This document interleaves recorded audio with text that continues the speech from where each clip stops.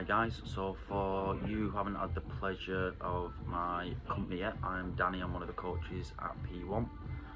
In this very short video, I'm just gonna touch on a few of the issues that we seem to run in with you guys more often than others, and that is Cole's accent really real? I'm only joking, is actually real. No, we're going to actually talk about, is Pete actually really still in his 30s? Also true.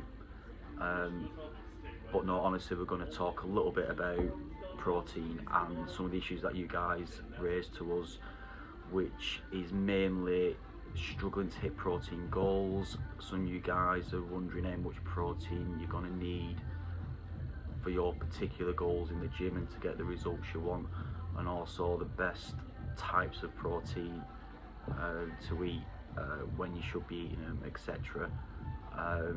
So I think before we touch on them, a good place to start would just be to highlight how important protein is in the diet for basically you living as normal human beings.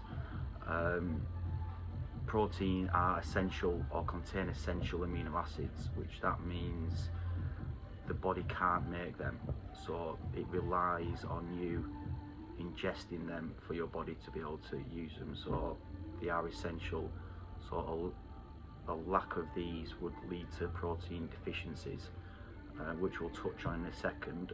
But the protein that you do ingest will first of all help build, so it's really important. It's a building block. Bones, muscles, cartilage. For you that do have hair, most of your hair and nails are made up of protein. It'll help repair, so when you're in the gym and you're breaking muscle down, it'll help repair that. Just in everyday life, when the cells are being broken down daily, it's protein that's going to rebuild all these cells. A really important one, oxygenates the body, so the red blood cells contain protein. Obviously the red blood cells go to the muscles, carry nutrients around, so the more protein you have, the more energy you would have, essentially. Digestion, more than half of the protein that you will ingest through food will go towards digestion and producing the enzymes that help break down food for digestion. And finally, it helps regulate hormones, which at certain ages, whether it's going through puberty or a bit older, which we do have plenty of older guys, it plays a really important part in regulating hormones as well.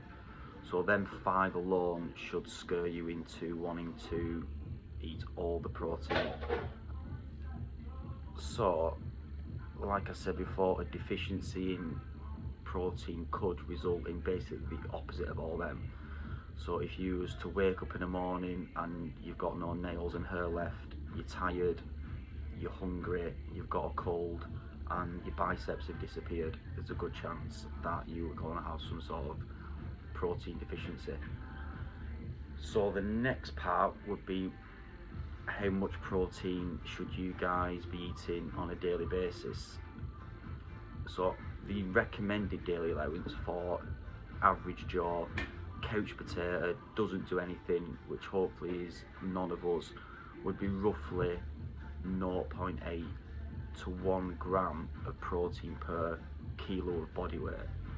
So if this person weighs 70 kilos, for example, the bare minimum this person needs to get the benefits of protein, as we just discussed, would be 70 grams of protein.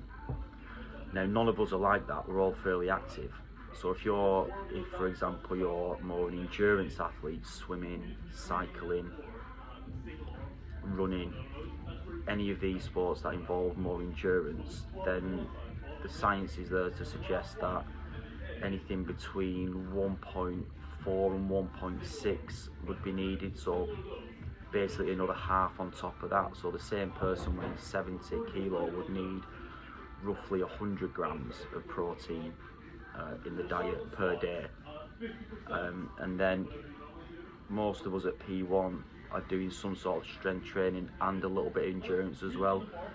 So this number goes up again. So strength training, training to build muscle, etc. You would need closer to 1.6 to 2 grams of protein per kilo of body weight, which is nearly double the recommended daily allowance.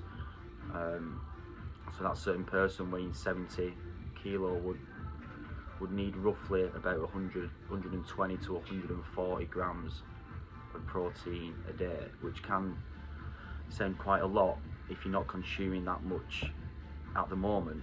But as we've just mentioned, the benefits of higher protein in the diet are numerous. So I think for you guys it's important to try and understand the importance protein plays in terms of you reaching goals. So I think the best way to try and hit these protein goals, which seems to be most people's downfall or what we're struggling with the most, is to, in my experience, would be to start early.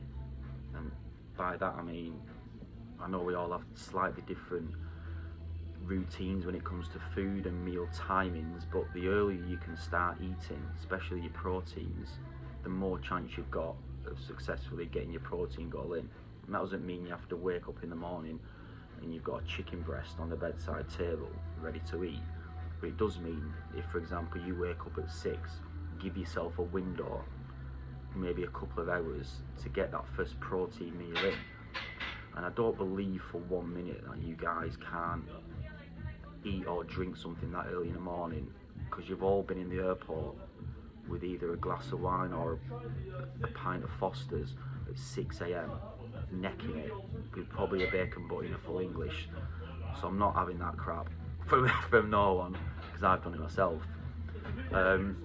In terms of what kinds of proteins in the morning, again, not everyone's comfortable eating big whole foods, so navigate towards the shakes, the smoothies, the yogurts. They're a bit lighter, easier to digest, easy to make, and it just gets you into that routine of having something early in the morning and make it part of the routine. And you'd spread this out, so depending on how much protein you need, you would make sure that there's a protein source in every single meal.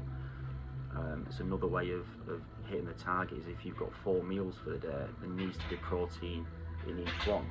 If you skip a meal or if you're missing breakfast, that carries over. The worst thing to happen is you get to your evening meal and you've got 100 grams of protein to eat. So we've all got friends, or we've all seen people on Instagram or on the internet who've got the Tupperware lined up and there's 6 or 7 meals. It's not because they're really hungry necessarily, it's just the fact that they understand that they need to get the protein in.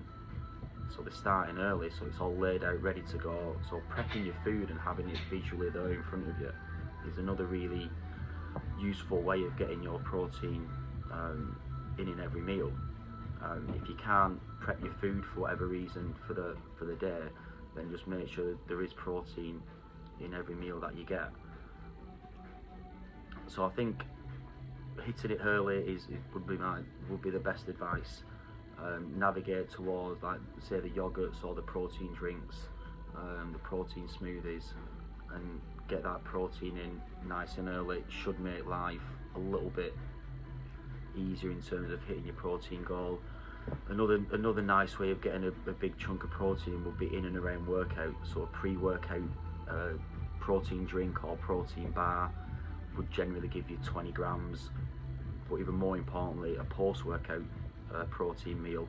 Again, it can be a drink-based one, a bar, it could be a whole meal, so your whole foods, your lean meats, which is a really good time post-workout. The body protein synthesis is high, which means the body's more susceptible to taking on nutrients.